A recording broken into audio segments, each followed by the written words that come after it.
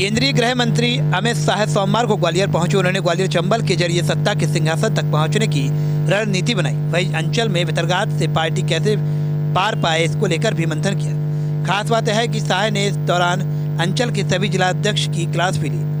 दरअसल आला कमान का ग्वालियर चंबल पर सबसे अधिक फोकस है। यही वजह है कि भाजपा के मुख्य रणनीतिकार और चाणक्य कहे जाने वाले अमित शाह ने बैठक के जरिए पूरे चुनाव गणित तैयार किया है। ग्वालियर के एक होटल में आयोजित ग्वालियर चंबल संभाग की संभागीय बैठक में इसको लेकर मंथन हुआ। अमित शाह का इस दौरान सबसे ज्यादा मंथन और चिंतन अंचल में भितरघात की आशंकाओं पर रहा, क्योंकि ग्वालियर चंबल अंचल में से 34 में से 20 सीटों पर भाजपा को भितरघात की आशंका है, जिसमें सबसे ज्यादा पार्टी को नयन सिंह तोमर, लाल सिंह आर, अरविंद भदौरिया, नारायण सिंह, माया सिंह, सुरेश धाकड़, ब्रजेंद्र यादव, रघुराज कंसाना, इमरती देवी, पन्नालाल साक्य जैसे दिग्गज मंत्रियों, पूर्व मंत्रियों की सीट पर है, जहां बीजेपी के लिए अपने ही चुनौती बन गए। चिंता इसलिए भी क्योंकि 2018 में बीजेपी को 34 में से 27 सीटों पर हार मिली थी। वहीं 2020 के उपचुनाव के बाद बीजेपी कांग्रेस के पास 17 सीटें हैं, जिसके चलते अंचल में मुकाबला टक्कर का है।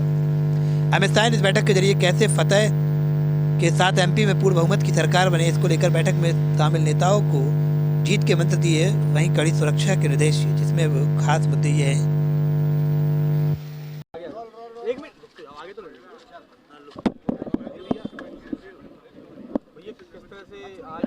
तैयार हुई है, क्या निर्देश दिए हैं?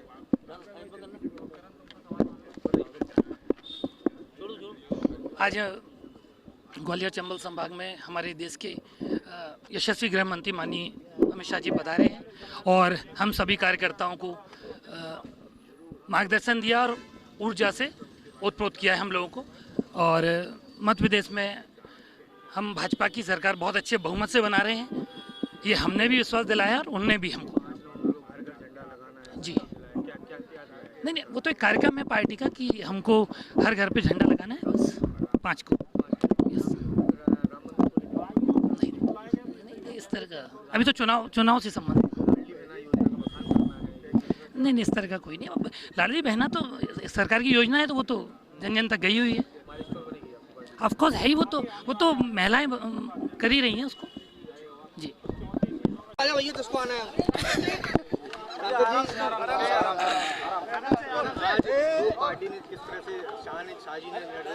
देखिए, अमित शाह जी का हम सभी कार्यकर्ताओं को मार्गदर्शन मिला है और निश्चित ही आप सभी जानते हैं कि 18 से अभी में बहुत अंतर आया है।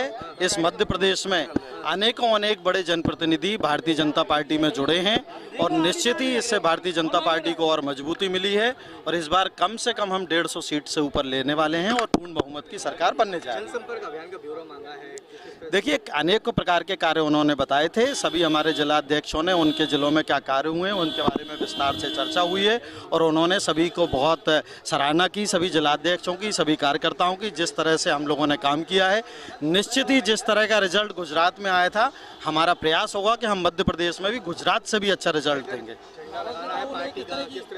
देखिए, वो जो भी चुनावी जो चीज़ें रहती हैं, जो मार्गदर्शन हमें मिलना चाहिए, वो मार्गदर्शन हम लोगों को मिला है और इससे हम लोगों में और ऊर्जा भरी है और निश्चित ही हम पूर्ण बहुमत की सरकार बनाने जा रहे हैं।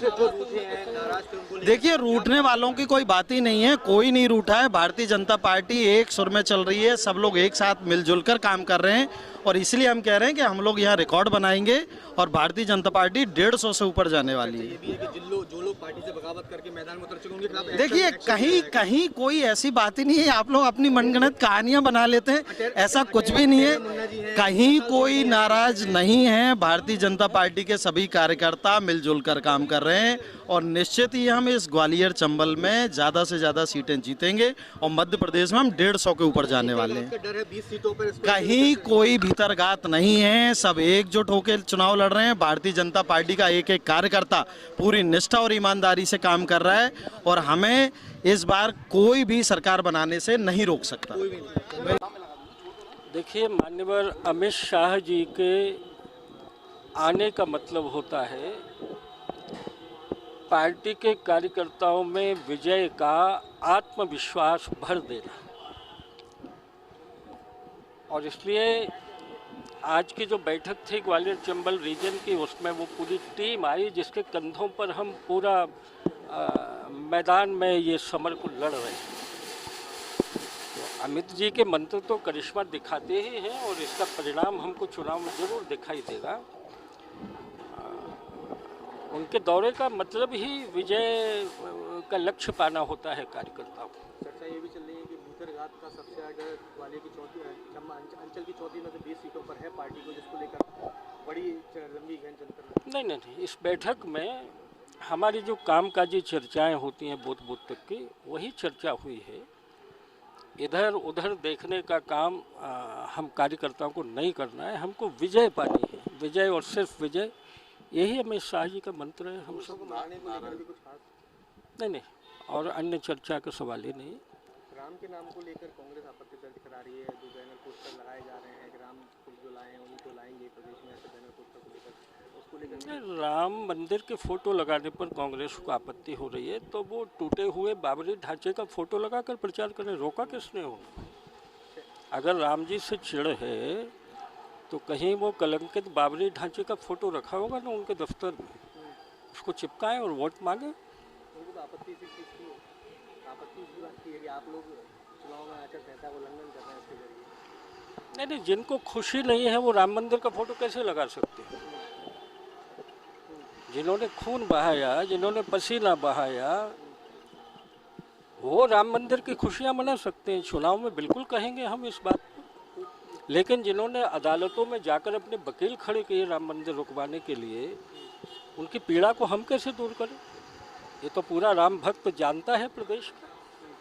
सलमान खुर्शीद और कमलनाथ का कहना है राम सबके हैं, लेकिन राम के प्राण प्रतिष्ठा जो की जा रही है उसमें केवल भाजपा के लोगों को बुलाया। नहीं, मैं कोई प्रवक्ता नहीं हूँ तीर्थ क्षेत्र न्यास का, लेकिन मैं एक राम भक्त के नाते न्योता दे रहा हूँ कि जिनको आपत्ति है वो भी आए और वो दिल्ली से माता जी को भी लेकर आए 22 जनवरी। कोई रोकेगा क्या उनको? जरूर आना चाहिए और अभी उनको ऐलान करना चाहिए कि हम बाबरी ढांचे के सरयू बहने की खुशी उस दिन मनाएंगे, हम राम जी के गर्भगृह में प्रतिष्ठा होने की खुशियाँ मनाएंगे। ये कांग्रेसी करें और कांग्रेसियों की राजमाता करें, आपत्ति क्या है? कांग्रेस ये आरोप भी लगा रही है कि आप लोग सनातनी शब्द को लेकर लगातार सवाल उठा रहे हैं। राहुल जी पर सवाल खड़े करते हैं वो सनातनी नहीं है, इंदिरा गांधी जी, सभी लोगों पर।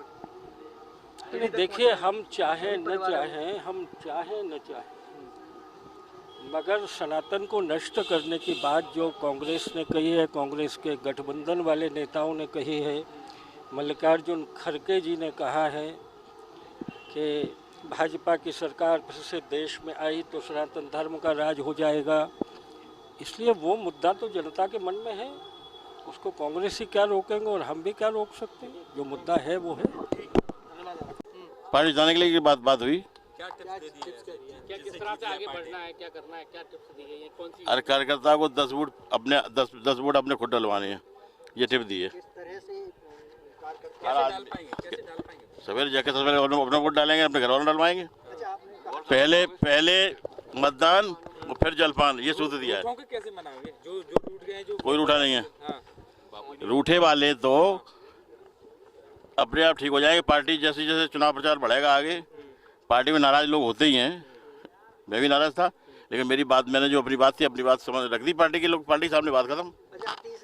रिजाइन कर दिया था, आपने रिजाइन कर दिया था। कोई मालूम होता है क्या?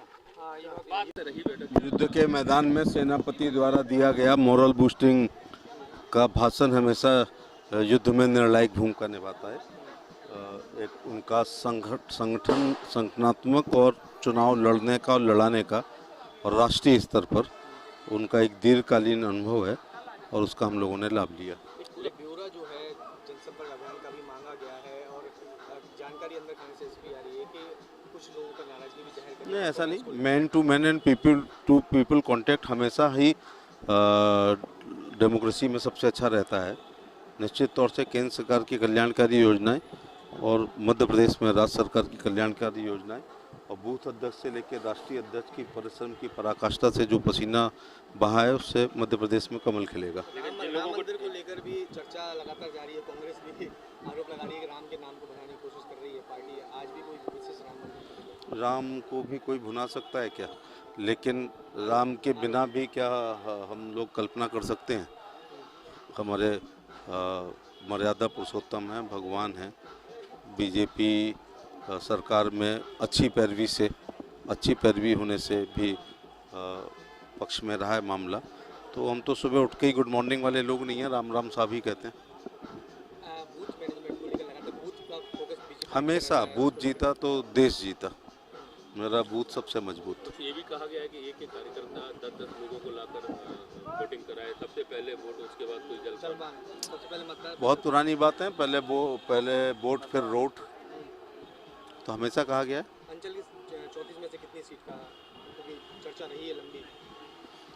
चुनाव से पूर्व घोषित करना भी लोकतंत्र का अपमान है कि मैं कहूँ 34 की 34 जीत रहे हैं। मेरे अपने बहुत विचार होते हैं, मैं सिद्धांत की राजनीति करता हूँ, लेकिन इसमें कोई दो राय नहीं है कि भारतीय जनता पार्टी मध्य प्रदेश में पुनः सरकार बना रही है मोदी जी के लोक कल्याणकारी योजनाओं को लेकर। और मैं जब यूपी से आता हूँ एक अंतर महसूस करता हूँ कि चंबल के बाएं किनारे पर हम हैं, इटावा लोकसभा, और दाहिने किनारे पर यह है हम किसान सम्मान निधि 6000 पा रहे हैं, यहाँ 12000 पा रहे हैं। तो लोग इससे ऑब्लाइज महसूस करते हैं। लोग संपर्क करने के दौरान लोग कहते हैं कि हमें कालिदास ना समझें कि हम 20,000 का शौचालय हमें मिला, हमें आवास मिला, हमें उज्ज्वला में सिलेंडर मिला, किसान सम्मान निधि के 12,000 मिल रहे हैं, आयुष्मान कार्ड में 5 लाख प्रति व्यक्ति प्रति साल हमारा इलाज हो रहा है, लाडली योजना से तो अश्क कर रहे हैं लोग बाग। तो हम कालिदास नहीं है कि कोई गोद का बच्चा फेंक दें और पेट के बच्चे की उम्मीद करें। सीटों पर भीतरघात की स्थिति लग रही है, क्योंकि चाहे रसाल सिंह की लाल की बात करी जाए, पिंड में संजीव लड़ रहे हैं। राजनीति के इलेक्ट्रोल पॉलिटिक्स में ये घटनाएं कोई पहली और आखिरी घटनाएं नहीं है। सुन लो, सुन तो रहे पूरी बात, तो ऐसे घुसे डाल रहे। All is well, party 30 seat जीतेगी संभाग में। आपने इस्तीफा दे दिया था पदों से, फिर भी आपने आज पार्टी का तो पार्टी थोड़ी दे दिया था। किस हैसियत से बुलाया था? आप किस हैसियत से शामिल हुए थे? आप सभी पदों से इस्तीफा दे चुके थे। तो कैंसिल हो गया ना पहले ही, बीडी शर्मा ने पहले ही कैंसिल कर दिया। बीडी शर्मा अस्वीकार कर चुका था पहले ही, 4 दिन पहले ही। जागता से चुनाव जिताएंगे, चुनाव जीतने मालूम है। तो क्या सिखाया वो आपका? चुनाव जीतने के लिए कुछ सिखाने तो नहीं है, 50-50 झगड़ा लड़ा रहे हैं, समझे? हम उन्हें सिखा देंगे, हो गई बात है, बात हो गई ना। पार्टी 30 सीटें जीतेगी इस संभाग में। 4 कौन सी हैं जो आप हार रहे हैं? ये बता ही नहीं जाएंगे। चर्चा हुई, पार्टी मध्य प्रदेश में पुनः भाजपा सरकार बनाएगी। माननीय अमित शाह जी ने, गृह मंत्री जी ने जो हमको टिप्स दिए, जो मार्गदर्शन प्राप्त हुआ, उससे हम पूर्णतः आशान्वित हैं कि मध्य प्रदेश में पुनः भाजपा की सरकार बनेगी। बागियों से डर के लिए भी कुछ कहा जो रूठे हैं उन?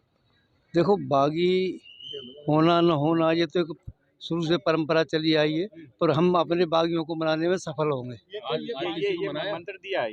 नहीं, आगे हम बात करेंगे ना। अभी तो आज तो नामांकन का आखिरी दिन था। जी प्रशासन वाली ऐसी कोई बात नहीं, प्रशासन अपना काम करता है। चूंकि चुनाव का समय है, पार्टी अपना काम करती है।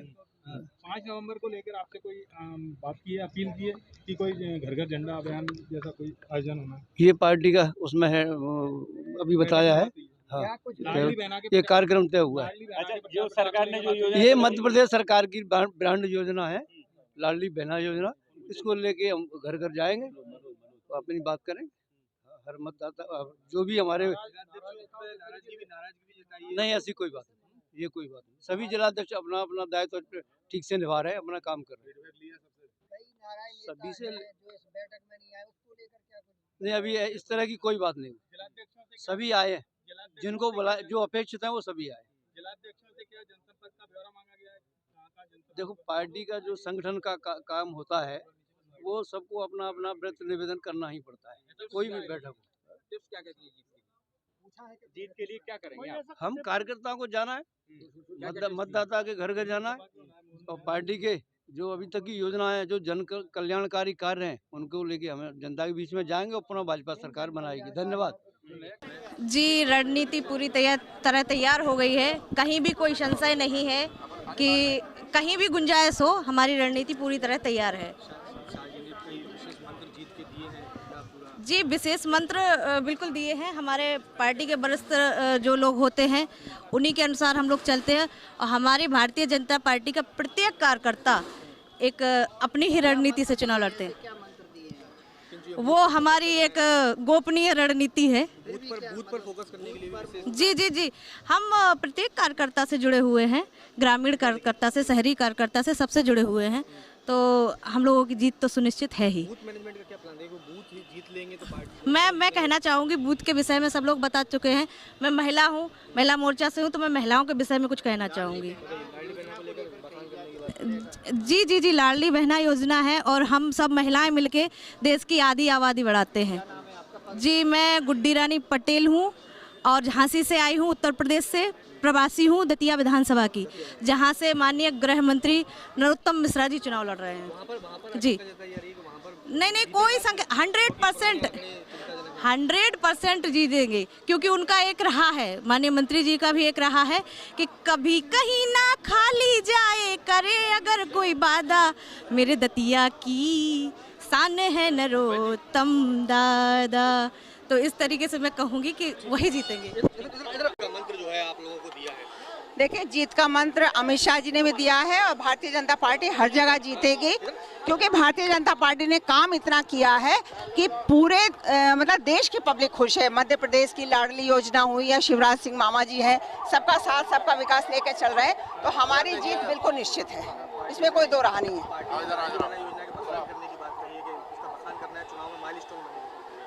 नहीं, पार्टी का जब काम इतना कर रही है, हमें कहने की जरूरत नहीं, जनता अपने आप जानती है। महिलाओं को शौचालय दिए, जो आज तक महिला बेचारी जंगल में जाती थी, प्रधानमंत्री आवास योजना के अंतर्गत गरीबों को आवास मिले हैं, तो ये सब जब बहनों के पास सामान पहुंचा है तो बहनें तो अपने आप ही वोट देंगी और पूरी जनता वोट देगी, है ना।